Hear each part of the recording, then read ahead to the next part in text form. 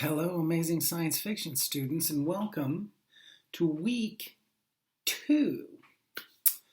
This is the week when we are going to begin reading Aldous Huxley's Brave New World. I love this book. I think it offers us an amazing picture. It's honestly, right now is the best time to read it because it's such a mirror of our own culture. Look at my wispies are up here and I see them while I'm looking at myself. I'm going to quit doing that. There's probably better ways to deal with wispies, but I don't know them. I want to thank a few of you that called during the week and told me that you're liking the class and the videos. I am available Monday through Friday, 9 to 5 for texting and phone calls. So I want everyone to always feel comfortable. And I know that my last video was a little weirder. One of you called and said you were frightened. So I'm glad I'd like to be weird. I would like to be weird in this one, but I did frighten somebody, so I'm just trying to be me. I didn't, here, this is as cash as I get. Most of my other ones, you can go look at them. They have button downs, and I try to be really teacherly. I'm not trying to do that in science fiction because it's about structure. And to be honest, listen, and you're not hearing me starting to lecture. Do you want to know why? Because I think nothing kills literature more than the lecture. Nothing. I tell this one story in my Shakespeare class. It's a terribly embarrassing story, and I might just go into it for 2 seconds here. We're at only a minute 48. I'll just tell you that I couldn't read Shakespeare like the next person. And, somebody I was brand new at it. Anyway, they threw me into Hamlet. And you might think that there's no connection here, but trust me, there is, because the structure of the way that education was at the time when I was an undergrad was that if you were asked to read Hamlet, you literally sat down and for your first darn Shakespeare play, you're sitting there reading this completely incomprehensible new language, and so there I was, and I realized I had to cheat really hard, really fast, and this felt like cheating, and it connects again to our science fiction class. I ran to our multicultural center, not a multicultural center, the audiovisual center, and luckily they had tapes. So, and you could put on these big, ugly, gross, terrible 1950s plastic. I'm from the 80s, really, but they were from the 50s. Anyway, these uncomfortable headphones, and you took your cassette tape, like little tiny cassette tapes, if you've seen them, and you stuck them in a clink, and you pushed the thing. But anyway, then I heard actors reading the Shakespeare that I previously totally incomprehensible to me. And anyway, now I can understand it. I don't know, and there's no annotations in my book. It's not like it's just washing over me, and I get it based on the intonations of the actors, and I feel this incredible relationship between Hamlet, and I'm not teaching Shakespeare this play right now, and Horatio. Anyway, his best buddy. And wow. Anyway, at the end of the thing, I don't want to spoil the play for anybody, but it gets really intense. And I was just like a brand new kid, 19 years old, something like this, at the college. I'm like 3 feet away from the counter, and where they handed me the tapes, because I just turned around, took the closest little place, and to listen, these little weird little cubicles. Anyway, there I am reading and listening to this incredible connection between Hamlet and Horatio. And, there are people dying, and you're kind of connected to them if you've been paying attention. And unbeknownst to me, I am weeping. So I have no self-consciousness. I'm completely transported. And there was no lecture. There was just, go read this stuff. And then anyway, I'm just trying to explain. I was weeping. I was weeping so hard that I was also, I had been there for a long time. The play is like 3 hours long. So I may have been holding in certain, let us just say, societally inappropriate sounds that could emerge from a person. Anyway, I'm heave crying, and as I'm crying, these noises are coming out of me, and I'm having this authentically cathartic reaction, and I finally, like, the Fortinbras comes in and calms everything down, and I had a genuine reaction to the play that I can't explain. It made me a Shakespeare fan for the rest of my life. But anyway, I leaned backwards, and I kid you not, there were a dozen people standing at the counter, and they had all been staring at me while I wept and sobbed and farted. And I just want you to know that a lecture can't do that. You want to know what can do it? You want to know what can make literature move you? Is trying.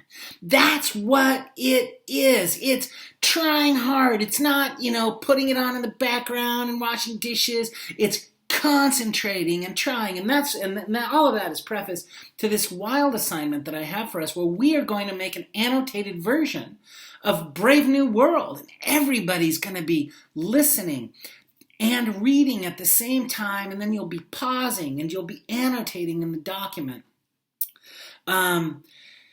And so all of those instructions are there. So that starts on Monday. This video is going to be up there above Monday, and then the next link should be to our online version that we are all going to be annotating in there as a Google document.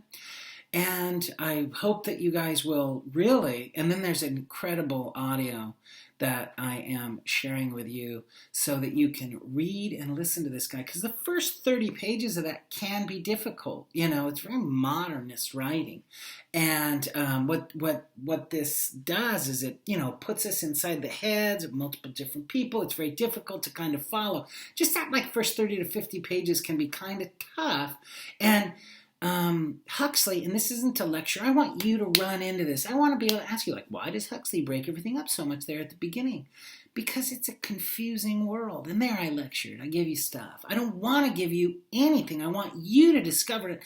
And that's why you are going to be the people annotating. You have to pause and think and do a little bit of research in our Brave New World of 2021. I wanted to share, now that I haven't scared anybody, I probably did, but I'm trying not to.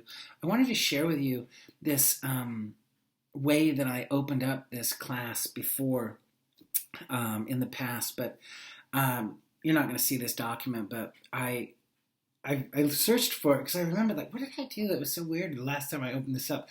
But I had cut out all of these little slogans, and I stood outside. And also in the classroom, I had removed all the chairs. I literally moved them into a different room. It's late. I'm tired. I took all of the chairs out, moved them into a different room, and I stood at the front door of the classroom, and I went, "Welcome." Welcome. Everything was about introducing Brave New World, but I wrote, "Welcome to the final exam. This is the first day of class." And I began to hand everybody a slip of paper. And on each slip there was a different slogan. I'm looking at them right now. "Welcome to the metamorphosing. Everyone is happy." No, anyway, I got everybody in the room. Everybody was standing. They couldn't, nobody could get, where are the chairs? And I wouldn't answer. That's what I want to do here, but there's so much room for misunderstanding. That's why you got to use a phone if you misunderstand, because this book is examining the very structure of our lives. David Foster Wallace. I can't remember his name, but he has this incredible line in a graduation speech where one older, wiser fish is floating towards two other fish, and the older, wiser fish says, "How's the water, boys?" And the two fish are swimming right by him. And as they get out of earshot in this fantasy metaphor thing he's doing, one looks at these two younger fish, and one says, "What's water?"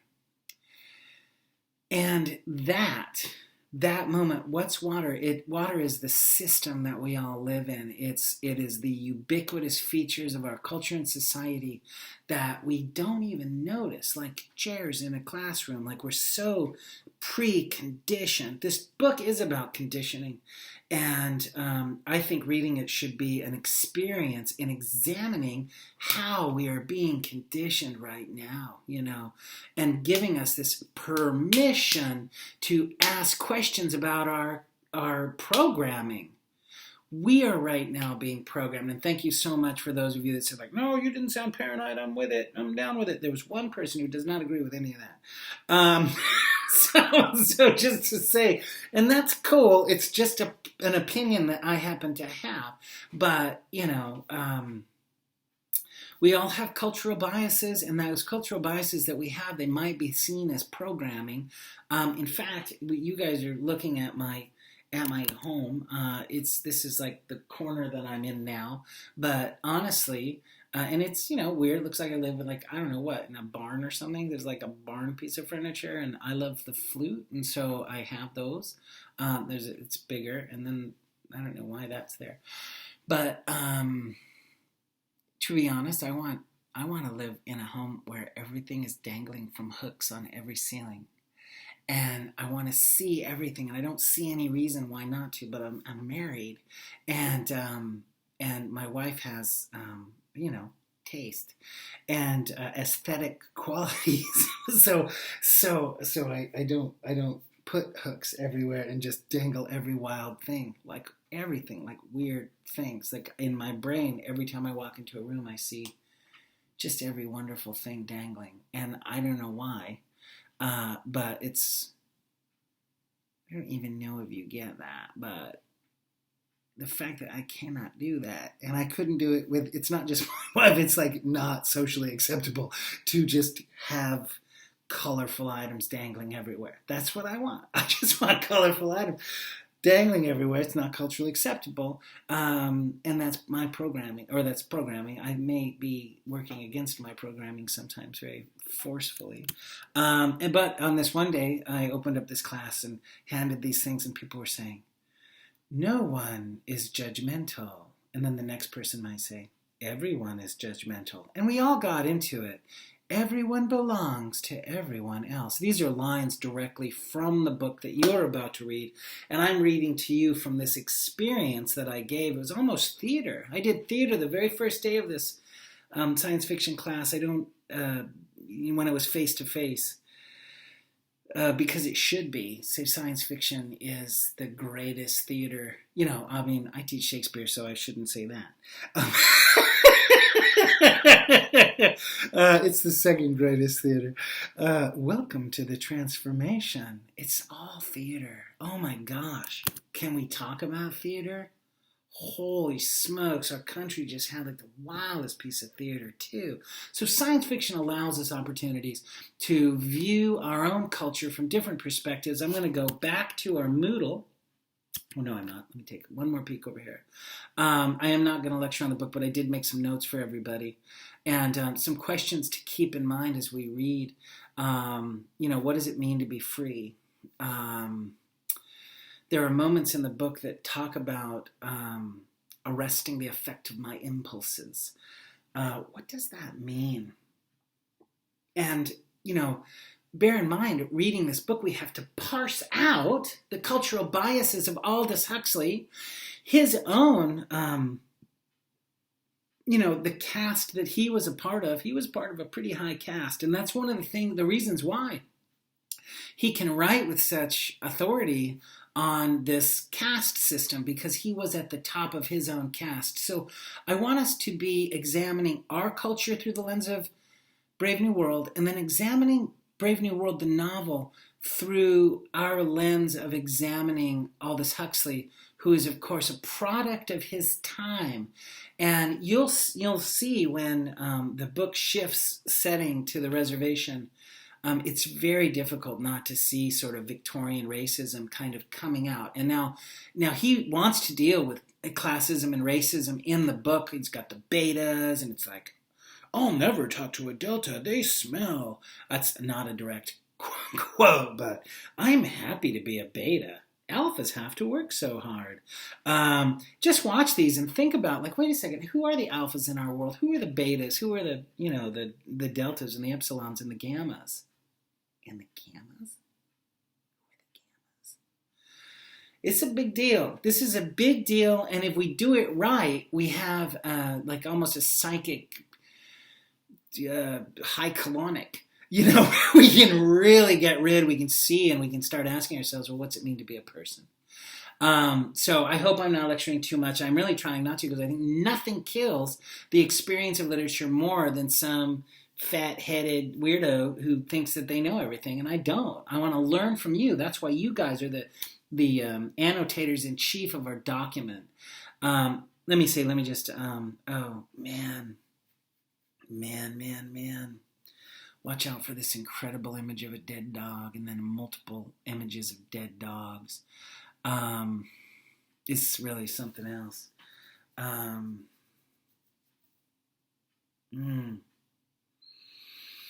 We already sort of hinted at, this notion that science fiction brings up, a line by Arthur C. Clarke, that any technology advanced enough is going to appear like magic. That is actually also a feature embedded in this book. You'll see it. You'll run into it.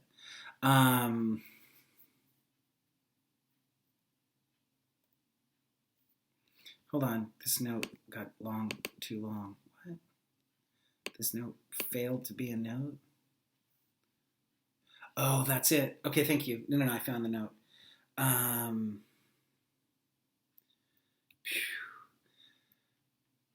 These are questions that we'll work on next week. The Friday set of questions don't even have these. I just, because they're too deep. You can't get them until you get to the end. But we're also going to be kind of looking at how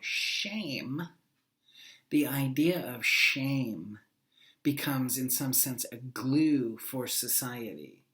And of course, the book, you can't read the book, even you, as in somebody who hasn't ever read the book.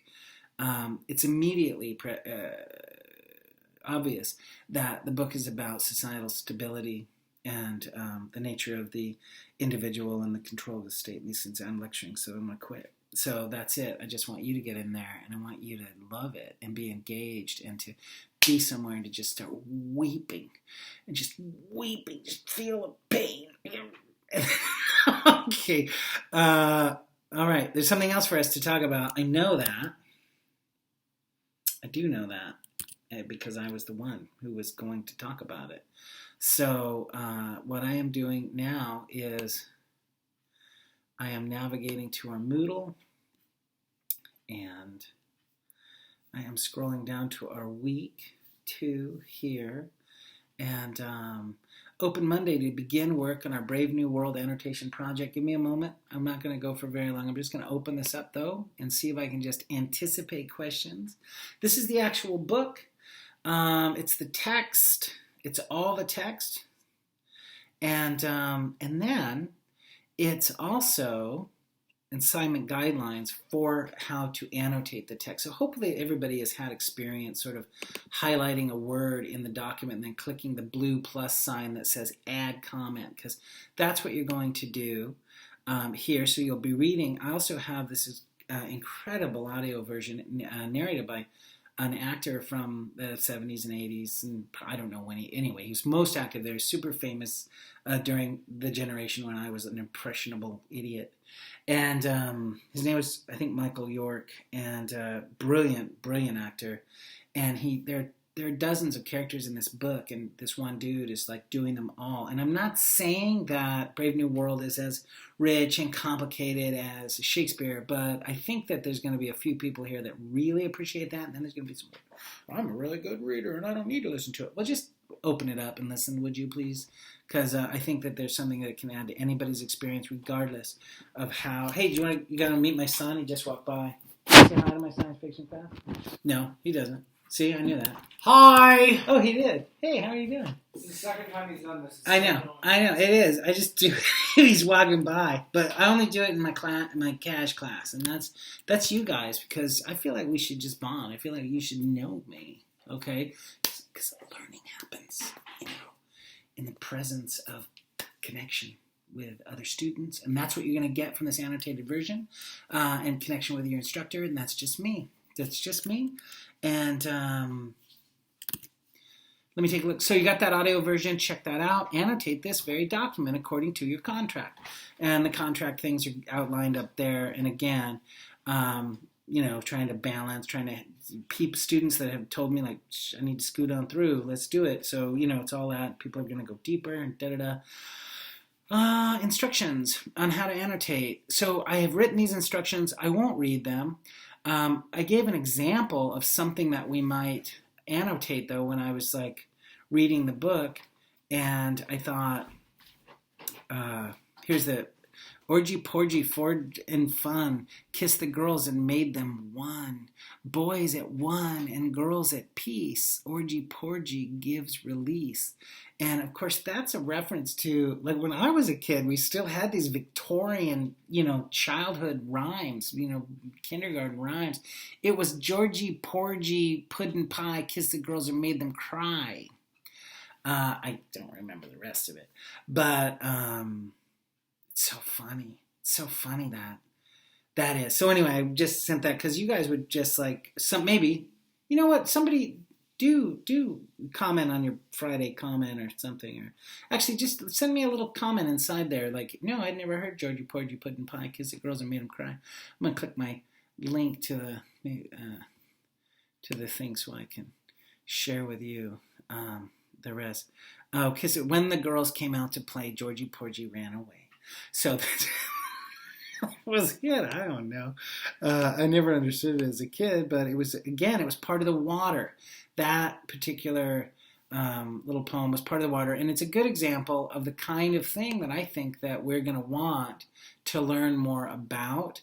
The instructions here talk about that, according to your contract, you're going to find moments and blocks of, whether they're blocks of 10 pages or blocks of 15 pages, and you're going to try to leave one comment, in your particular block of pages to research a little bit about, or at least to make a connection. If you see something, you're like, holy smokes, that reminds me of some product I've never heard of, something, like vaping, like I'm not a vapor, but some of you are vapors, and you might find moments in here where people are using, psychopharmaceuticals or drugs or whatever to change. There's a lot of mood altering in this book. The book is like almost entirely mood altering. In some ways, it doesn't even seem like fiction anymore, the way we alter our moods, the variety of things. But your experience of the world, and not during the quarantine, but I mean, like, when it was normal world.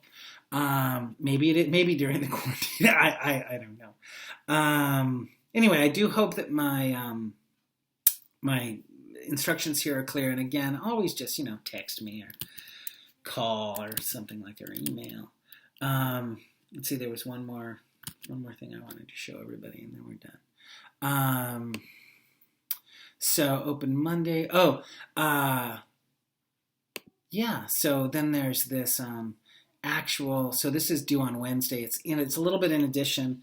And I realize this is a bit of work. So it's probably going to take, I don't know, if the audio book is like 8+ hours, then listening to half of it this week is going to be 4 hours. Plus you're also going to listen to, I think that this is a pretty long, it's an interview with Aldous Huxley, and it is remarkable. It's remarkable, and I've just got a few questions here about it, just, again, to kind of motivate you to experience that. It's a remarkable interview of the person, and he's being interviewed a couple decades after he wrote it. Not to fall into that mode of lecture, but just some interesting facts about the book. Many people don't know. It was a surprise to me that George Orwell was actually one of Aldous Huxley's students. And in 1936, Aldous Huxley writes Brave New World. And as many of you know, George Orwell ends up just like, sort of 20 years later, around that, in 1948, writing 1984, which is another dystopia.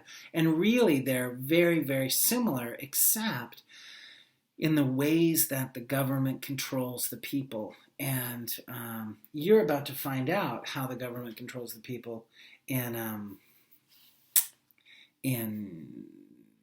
Brave New World. Aldous Huxley's version of that control was, sort of a much more familiar kind of totalitarian control, and one that I think that as people from the West, or people from England or America, we used to read that book and think, my God, those Soviets, that's how they control. No, I mean, is it? Or was it only the Soviet population that was being controlled? So really, it's about liberty and how much liberty we have. And anyway, just to get back to our assignment, so you'll do that, and then heading back to that main, and then there's the Friday question. So you will have had to have read the first 100 pages, and that's it. Oh my gosh, 25 minutes. It's a little bit longer than I wanted. But I got to hang out with you guys for a second, and I hope that most of this was useful. Some of it I hope was amusing, and all of it was good. That is my hope, and probably those are high hopes. But you know what? We got to go with what we got. And I'm so glad that you guys are here at school, and let me help you as you persist and have a great term. So I will see you in the forums.